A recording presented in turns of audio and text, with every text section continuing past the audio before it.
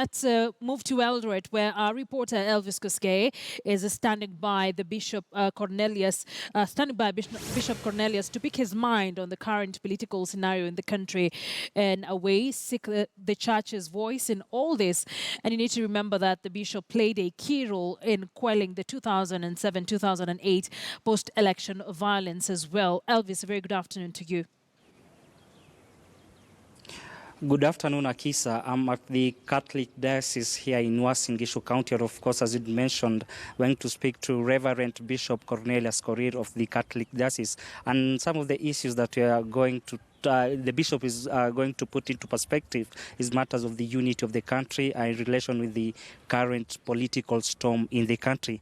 Thank you very much, Bishop, for joining us. Yesterday, we saw the former Prime Minister Raila Odinga and former Vice President Kalonzo Musyoka, where they drew from the presidential race that was set to be on 26th of October. How does this affect the unity of the country, Bishop? For sure. First of all, it is a pity that the NASA decided to withdraw from the race, putting the country into problems for nothing. And yet we had insisted dialogue is the only way forward of taking Kenya ahead. So by pulling out, first of all, because we have to acknowledge the fact that NASA is a big followers, so already that's creating a division in the country, which is not good for the country. So we are praying one day they will come to understand. And therefore, the only way of taking the country back is to come together to the table and dialogue a way forward. Yes. Bishop, the former Prime Minister Raila Odinga, NASA flag bearer, cited that he was not ready to participate in a shoddy election, and he wanted IBC to make sure there's a level playing ground.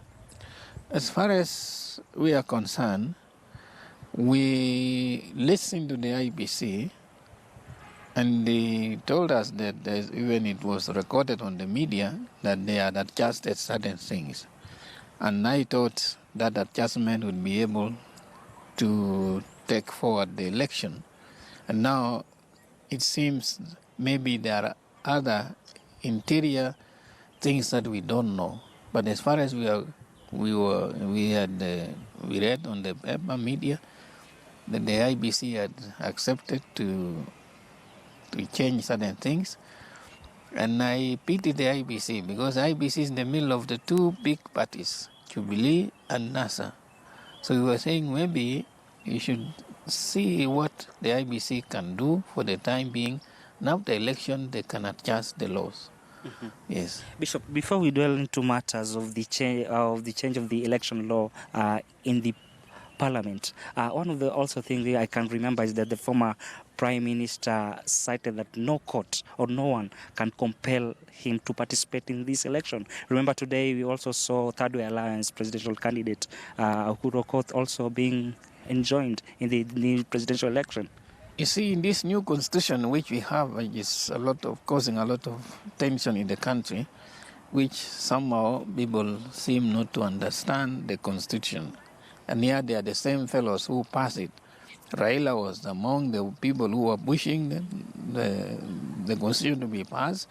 And all of them, to my surprise, they are going behind the same document they passed. So they have, in the constitution, there is a Bill of Rights. So each person has a right to decide what he or she wants. So in this case, Raila decided that is his own rights. But we have also to remember the majority of the rights of Kenya people. Where the Kenya is a country, where do we go? And the other one also has a right to participate in election. The High Court has stated clearly. So in one way, the Constitution is just helping them to follow their own right with their own conscience. Okay. Yes. Bishop, we are witnessing what parliamentarians are doing. Right now, they're changing the election bill the election law, and yet we are not there on the repeat of the presidential polls. What does this mean? What's the stand of the church over this? The stand of the church, together with Interreligious Dialogue, which I'm the chairman of it, we presented our views to the Parliamentarian Select Committee and the Senate, And our views with the interreligious is that this change of law should have been postponed until after election, because they are creating tension for nothing for the country. Yet they had said, we had said and really request them, this law should be changed later. That's our stand. They may have a good intentions, but they say it is not the right time, because we are deepening the tension already exists in the country. Yes, that's it.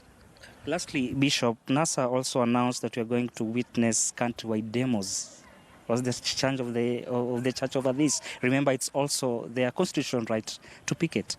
Yes, there is a challenges of this constitution that is sometimes people misinterpret the way it thinks. So, but the common good of the people has to be taken for interest. The common good of the people of Kenya, they want peace. The common good of the people, they want development.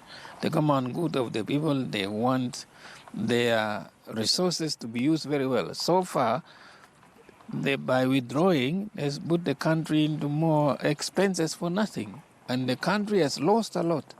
So we were saying is there really need now, when they have withdrawn their re-election campaign, is there any need now to do demos? And what the second question is, what is this for now, when they have said they will step aside? What is the demonstration for? Is it the intention of to damage the country's image, or what are the intentions? That's the thing should be able to tell the Kenyans what are the intentions now. Okay. And we are appealing, let them postpone this demonstration for the sake of the good of our country, the common good of ordinary people. People are suffering for economic risk, the problem, and the other things in the country is facing. Why can they not put the country first and solve the other issues later? Okay. Many thanks. Akisa, that was Reverend Bishop Cornelius Korir of the Catholic Diocese here in Eldoret. Of course, he's mentioning the economic impact of the repeat of presidential polls and also the withdrawal of former Prime Minister Raila Odinga and the former Vice President Kalonzo Musyoka from the repeat of the presidential poll. Akisa. Elvis Kosgei.